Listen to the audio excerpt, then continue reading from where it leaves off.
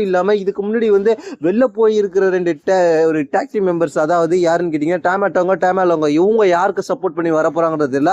ஆனா புதுசா ஒருத்தர் ஜேக்கப் ஃபேக்டருக்கு சப்போர்ட் பண்ணி வந்திருக்காரு. அது யாருன்னு கேட்டீங்கன்னா ஜிம்மி வந்திருக்காரு.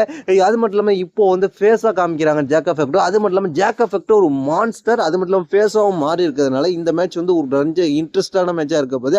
அது மட்டும் இல்லாம சோலோ சிக்கா எப்படி ப்ளே பண்ண போறாரு ஜேடி மேத்யூஸை வச்சு எப்படி ஜெயிக்க போறாரு அவரு அப்படின்றத நம்ம பொறுத்து தான் பார்க்கணும். ஆனால் இந்த மேட்ச் வந்து கொஞ்சம் இன்ட்ரெஸ்டிங்காக போகும். ஆனால் யாருமே பாரம்பரியம் பார்க்காம ஜேக்கப் ஃபேக்டர் தாக்குவார். ஜேக்கப் ஃபேக்டரை அடுத்த லெவலுக்கு கொண்டு போகிற மேட்சா இல்லை சோலோ சிக்காவுக்கு முதல் முறையாக WWE ஒரு சாம்பியன்ஷிப்பை கொடுக்க போகிற மேட்சான்றதை நம்ம பொறுத்து தான் பார்க்கணும்.